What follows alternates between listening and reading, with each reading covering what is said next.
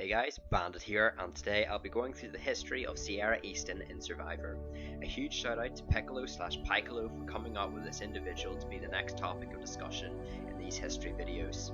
Once again, make sure to put in the comments who you would like to see next, and after 1 week, the comment with the most likes will have their candidate chosen to be in next Wednesday's Fortnight's video. Without any further, let's get into the video. In Survivor Samoa, Laura Moret was among the 20 contestants on that season and had a few memorable moments, such as her consistent feuds with Shambo and winning a clutch immunity to save her from being a target of Russell's idol. Despite making it several votes into the merge and being a fairly fun character, it was largely assumed, however, that she'd be a one-shot wonder with no future. That was until production introduced Survivor Season 27 Blood vs Water, and 9 returning contestants brought their family members with them to fight for victory. Laura Moret was one of them, and her daughter Ciera Eastin was brought along as her loved one. Ciera was one of these instances where a backstory already setting up her for ripe possibilities in the game. Ciera was a teenage mum, having her child at 17, but despite this continued her high school education and then proceeded to not work at 1, 2, but 3 jobs to support her child. She was young at 24 at her first ever appearance on Survivor, and production hoped she would bring a new life and energy into the season. Ciera's experience on Survivor was no walk in the park come the pre-merge. She began on Tadhana, which is regarded as one of the worst tribes in regards to challenge performance ever on Survivor. The tribe ultimately went 1-4 in immunity challenges, and it was a road full of bumps for Ciera the whole way. Firstly, and what is perhaps most memorable about Tadhana, was that the first 2 votes were largely controlled due to the 5-man all-male alliance on that tribe, consisting of Hayden, Vetus, Brad, John and Caleb. Ciera knew they were a threat, and with the females being picked off firstly with Marissa and then Rachel, she couldn't say anything lest she be targeted next. Now, granted, Marissa was booted due to Jervis's gloating at the immunity challenge, and Rachel was largely a strategic play to get her to swap positions with Tyson so that Tadhana could actually win while he was locked away on Redemption Island, but being 5-2 down, male to female, really isn't good, especially with the knowledge we viewers had of the Five Guys Alliance. Fortune favoured Ciera in the 3rd Tribal Council as Brad Culpepper turned on Old Alliance member John. Without Brad feeling uneasy, Ciera probably goes here, and probably never continues her legacy. Weird to think about, huh? Nonetheless, John was blindsided due to Candace winning a lot on Redemption Island and handing idol clues to John, which made Brad paranoid he was about to get a hidden immunity idol.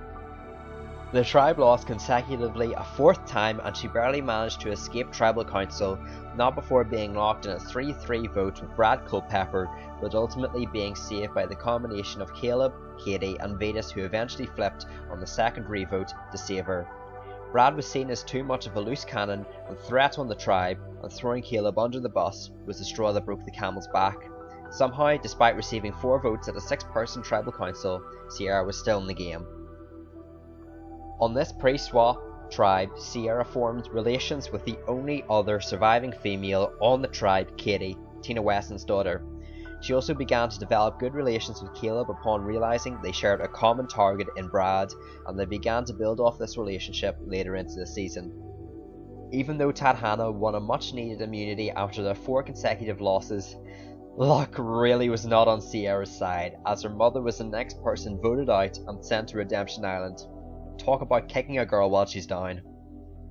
Fortunately, a tribe swap happened, and at no better time. Now, on the outset, being swapped onto a tribe with all men was a pretty raw deal for Ciera, who just had fought tooth and nail to escape an all-male alliance. However, certain parts of it were good. For instance, due to her mother Laura being out of the game, she was recruited by Tyson to begin disbanding all other people that had loved ones in the game. She also had some of the best challenge performers on her tribe, such as Tyson, Jervis and Aris, that all made sure their tribe never went to Tribal Council.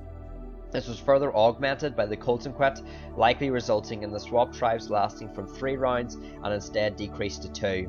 Things were finally going Ciera's way for once. Her tribe was actually winning, and she appeared to be in a fairly okay spot on her tribe. This was until the merge happened, where her mother Laura Moret won her way back into the game and completely messed up Ciera's game. Her main way to get in with Tyson was by having no loved one, like him, and now the tables were completely turned and she was put at risk of being voted out because her mother was back in the game. Now the merge vote was fine, since Tyson really wanted to get out Aris due to him being likeable and having a loved one in Vetus, and when Vetus won immunity, then it was an easy Aris vote out. The next boot was quite easy, as it was Vetus, but then Ciera had to vote out Tina, who was a huge threat to win the game, but damaged her relationship with Katie. Speaking of Katie, despite trying to retain her friendship with her, Ciera and her were drifting apart due to their alliances, especially at merge, wanting different outcomes. Up until this point, Ciera was playing a comfortable game and was following lead from Tyson in the eventual hope he'd be taken out just before final tribal council. She was having a shield, and being positioned in the majority, she was doing well, until she and her mum were the only couple left. With Tina gone, and Katie even losing her loved one, every bloke group had been eviscerated except Ciera and her mum, and the time had come for one to go. Tyson naturally approached Ciera about the idea to vote out her own mother, a seemingly ludicrous idea due to the fact Laura and her had a relationship outside the game, and in a blood versus water season, your blood is the only person you feel you can truly open up to and fully trust, and Ciera, to advance further, needed to get rid of Laura. Ciera accepted Tyson's assertion and in a horrific betrayal voted out her own mother. Now, this move has been used very much over the top by Jeff Probst in practically every season that follows it, to the point we kind of rolled our eyes when Ciera voted out her own mum. But it really was a big deal when it first happened. Ciera, knowing to get further in the game, cut her own mother, and that was something Laura understood and was proud of Ciera for doing. Ciera voted out her own mother, and even though we'll get back into it later, this was truly considered one of the signs of a changing in an era. Come the final 7, Ciera was in about as good position as you can be. She was stuck between 2 alliances of 3 that were planning to oppose each other, and she began to have her own character arc she could sell to the jury at the end. Despite it pretty much being Katie on the outs, a secret counter-intelligence was forming to overthrow Tyson, who was seen as calling the shots. Caleb and Hayden broke away from the majority alliance, teamed up with Katie, and planned to pull in Ciera for a 4-3 blindside where the one-time players would resume authority. Despite Caleb trying to recruit Ciera, she flipped, telling Tyson the plan and forcing Caleb and friends to vote Ciera to save face. This is perhaps one of the biggest flaws of Ciera's blood versus water game, as not taking the swing at Tyson secretly, and at the very least force him to go through several immunity challenges to get back into the game, was in her best interest and opened up her agency even more. Caleb was blindsided, and it appeared Ciera was unknowingly number 4 in her singles alliance. Come the final 6, all seemed done for Hayden and Katie on the bottom until Tribal Council happened, and with some strong convincing on Hayden's part, Ciera began to realise she was a pawn to her alliance, being dragged to the final 4 before being slaughtered. Ciera flipped to Hayden and Katie's side, forcing a 3-3 tie, and when nobody flipped on the revote, Ciera willingly put her hand into a bag of rocks to try and eliminate Tyson. This was the second time this ever had happened in Survivor, although technically the first time ever it was supposed to have actually been used, as Marquesas happened during a Final 4, and since then the rules have changed. Katie drew the white rock and was eliminated. Ciera was now in the minority and made a more successful play at the Final 7, assuming Tyson didn't catch wind and doesn't idle, she could have actually been in a better position. Ciera won a clutch Final 5 individual immunity win, again allowing her a few extra days on the island to stir up chaos. Despite trying to flip people once again, Ciera was on the wrong side of the vote, 3-2, and Hayden had left the game. Shortly after, Tina Wesson, previous winner of Survivor, rejoined the game and offered Ciera a chance to make it to the end. Ciera teamed up with Tina to try to flip Monica, but even if they did, with Tyson winning immunity and handing his idol to Jervis, the Coconut Bandits were bulletproof, as Ciera received 3 more votes that resulted in her once and for all being voted out. Now, despite not winning and making some mistakes, Ciera did play a very memorable game and constantly was an underdog the complete pre-swap. Thanks to some luck and social connections, though, she managed to get far. It was just a shame that she was too big of a threat to come the Final 5 to not be let any further. Perhaps if Laura returned she could be shielded until the final four, but that never happened, and so that closes the chapter on Ciera's legacy during Blood vs. Water. Just 4 seasons later, and Survivor Cambodia was announced, where for the first time ever the public got to vote who returned onto their season. The only requirement was that the individuals chosen could only have played once. Cambodia was seen as a season of redemption for many of the cast, and Ciera was one of them. Her legacy of voting out anyone, including her own mother, and willing to take big swings at huge threats, even to the point of going to rocks for it, were 2 huge benefits for her, and ultimately the fans pushed her to go back onto Survivor once more. Despite her great underdog story, she still had strong female competition that were memorable for their stories in other seasons such as PG and Kelly Wigglesworth, which helped Ciera coming into Cambodia. After all, Ciera was now well shielded. Ciera began the season on the Bayon tribe, and it was a complete flip to her original season. She was on a tribe with tried and tested challenge performers such as Jeremy Collins, Tasha Fox, Keith Neal, and proven immunity beast from Worlds Apart Joe Anglem. The first 2 challenges Bayon won, and already Ciera was doing better in regards to not visiting tribal council than on Tadhana.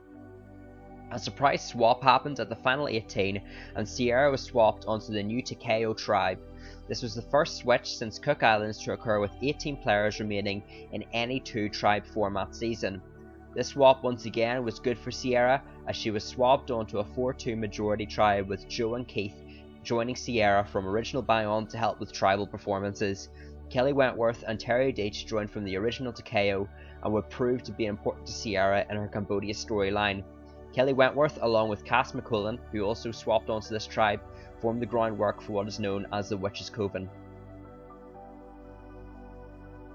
Again, Ciera was on a tribe with a lot of manpower, and even as Terry Deitch described, the tribe had 3 or 4 first round picks. This caused the tribe to again dominate challenges. Once again, Ciera never visited tribal council, and this was now for the total of 5 times. The tribe didn't get out completely undamaged, however, and on night 13 Terry Deitch left the game in order to check in on his 6th son. With Terry Deitch gone, another sudden tribe swap happened at the final 14, keeping Ciera on Takeo, but with brand new friends, and boy, they brought a lot of baggage. Spencer had metaphorically been dragged through the mud. Wu had continuously failed to vote out one of the most emotionally unstable characters in that season in Abby Maria. Wigglesworth, Savage, and Cass also joined the new Takeo tribe, and finally, for the first time in 15 days, when the tribe lost immunity, Ciera would visit her first tribal council of Cambodia. On one side, Savage, Wigglesworth, and Wu were voting Spencer as he was a threat come the merge. However, on the flip side, Spencer, Abby, and Ciera were on the opposite side, with Cass seemingly in the middle. However, Wu was too loose of a cannon, with a very weak strategic mindset that could mean he'd flip on someone even if it wasn't the best for his game. Andrew Savage was also the main one advocating for Spencer's vote, making it seem like it was only in his best interest. With Wu being Savage's right-hand man, the ladies also worried Savage would be too shielded come merge, and so Wu was blindsided 4-3. This is important to Ciera, as this was the first true beginning of the Witches' Coven alliance. They all voted together, indicating a clear aligning mindset, and so Abby, Cass, and Ciera, along with eventually Kelly Wentworth, whom they would meet again come the merge that followed, was a strong 4 all-female alliance. Merge arrived, and the 4 witches decided to add more to their group, potentially starting with Spencer, whom they had saved at the tribal council just prior. So I guess Spencer could have been a male witch then? Unfortunately, this fell through, and Spencer aligned with Jeremy, who also saved him at a tribal council. Tasha and Cass's rivalry began to foam, and quickly the Witches' Coven were finding themselves in the extreme minority, 9-4. Cass ended up being a harmful factor to the witches, and brought an immediate target due to people fearing her becoming chaotic like in Cagayan. Ciera, Wentworth, and Abby vicariously received targets due to them being associated with Cass, and Ciera received votes from Kelly, Spencer, Joe, and Jeremy in case Cass idled, which further cemented Ciera at the bottom. Ciera even admitted in interviews after the season one of her main regrets was aligning herself so obviously with Cass. With 4 votes received and seemingly next to go, all seemed over for Ciera. Fortunately, come the final 12, Kelly Wentworth played an idol that blocked an enormous 9 votes cast against her. This was a largely controversial move by the Majority Alliance, as they should have been able to split the votes once more, but in choosing to remain safe, Savage was idled out and added a small amount of newfound survivability to Ciera's game. Her main opposition was gone, and she now had Wentworth as a bigger threat than her. The next day came, and despite her likely hoping against it, Ciera was on the bottom once again. Kelly's idle play had done nothing except bought them 2 more days on the outset. In a following reward challenge, Ciera's group won, and they managed to get some time to relax thereafter. That was until Ciera began telling people they should start playing the game, and to be fair, with her on the bottom, she might as well throw a Hail Mary and start encouraging others to flip with her. Ciera was the perfect poster child for the gameplay Cambodia ultimately turned out to be. Fast gameplay, voting blocks, and extremely strategic play. Ciera knew what it was like to be on the outside of her main alliance, and convinced others at the reward challenge to re-examine that themselves. Stephen Fishback wanted to remove Joe Anglin from the game on several occasions at this point, but in winning his 3rd straight immunity, Kelly Wigglesworth was seen as someone that could weaken Joe because of their strong bond. Stephen rallied Jeremy and Spencer, and in the vote block style the season began to become, they teamed up with the 3 remaining witches of the Witches' Coven to blindside Kelly Wigglesworth. Now of course Ciera would have preferred Stephen to go due to his newly acquired secret advantage, but if she complained it would have been her going home, and so she kept tight-lipped. With Kelly Wigglesworth gone, Ciera once again in the following reward challenge tried to rally people against Fishback. This was a relatively easy sell to people for a few reasons. Firstly was that Stephen was seen as an incredibly strategic individual and had been a co-host of Rob Has a Podcast show for 3 years at that point. Secondly was his advantage, which was again threatening, and finally was the fact he had flipped on old Alliance members such as Joe and Kimmy to blindside Wigglesworth. A power shift came into the game, as for the 2nd time in a row now Ciera was starting to get her way and was gaining good momentum on a Stephen vote out. Even old allies like Spencer were willing to see him voted out. A plan was even put into play to put 2 votes on Kimmy in the event Fishback played an idol for himself. It seemed like a foolproof plan until Jeremy stood up at Tribal Council and played his idol for Stephen, which in turn let the cat out of the bag. Kimmy did receive 2 votes, but Jeremy secretly teamed up with Kimmy and Fishback to vote Ciera, and thus in a 3-2 vote out, Ciera was blindsided and placed 10th overall. Not as good as in Blood vs Water, but still a strong showing that again resulted in her making the jury. The final 2 members of the Witches' Coven made 7th place in Abby Maria and 4th place in Kelly Wentworth. Again, Ciera seemed unstoppable, one of the best non-winners it seemed, with her ability to flip on people and vote out anyone, beautifully creating the divide between one era and one newly growing one. She perfectly matched the growing idea of Survivor being I didn't come here to make friends, and doing literally anything to make $1 million and win. She was strategic, fast-paced, and not afraid to say what she felt. A true game changer. Talking about game changers, yes, Ciera returned once more for Survivor Season's 34's Game Changers to become sole survivor, something she was unable to do in her previous 2 attempts. This was her 3rd season playing, and funnily enough, her 3rd season playing with returnees. In Blood vs Water, she was thrown in the deep end essentially, and come Game Changers she was swimming with the pros. And a pro she was, with a huge target on her back as one of the most threatening strategic minds in the cast. On the Mana Tribe, in the first few hours, it seemed she had hit the ground running, beginning to chat with several people about the threat a Tony and Caleb duo posed. As expected, this early blaming didn't sit well with the tribe, and when they lost a challenge Ciera had previously competed in, and this enlarged the target on her back furthermore. Despite Michaela beginning to receive viability as the first vote out, due to her not taking being the decoy vote well, the tribe ultimately settled on Ciera.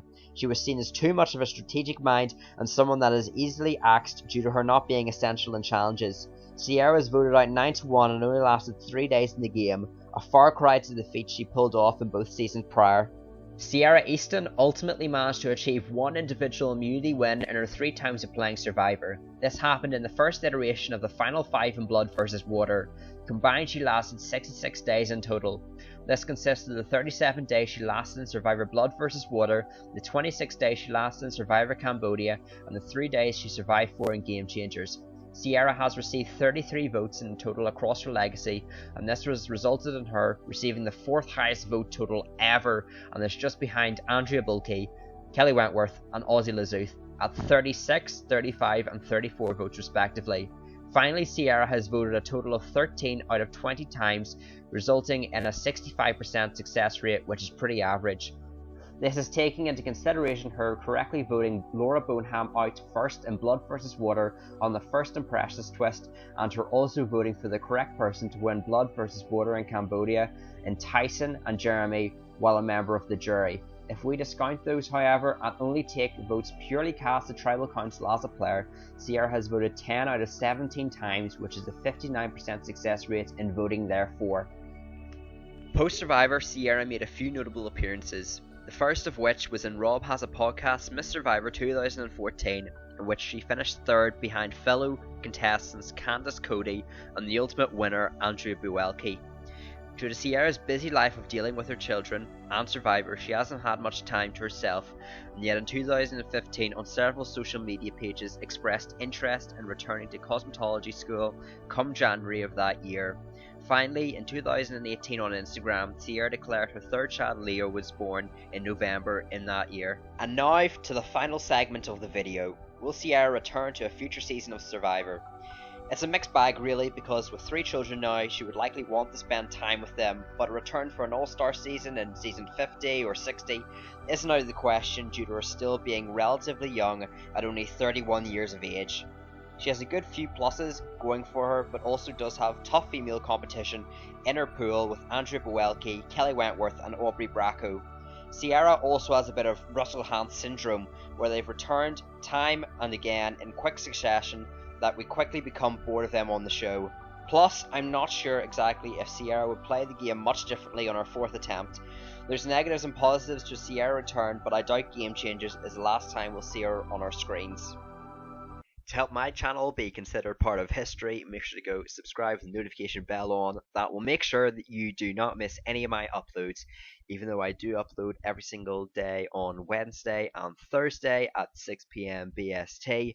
You guys still probably would like to have a notification just to remind you, just in case you do forget, and also leave a like. Likes help me know you guys are appreciating my content and like the videos that I'm putting out. Again, I've got a really cool video that's going to be coming out tomorrow, which I'm sure a lot of you guys that are into strategy are going to really be appreciative of. Again, thank you for the comments, thank you for the nice messages. It has really helped me out on YouTube and just starting up this channel in general. But that's it. Thank you guys for watching this video. I've been Bandit, and peace!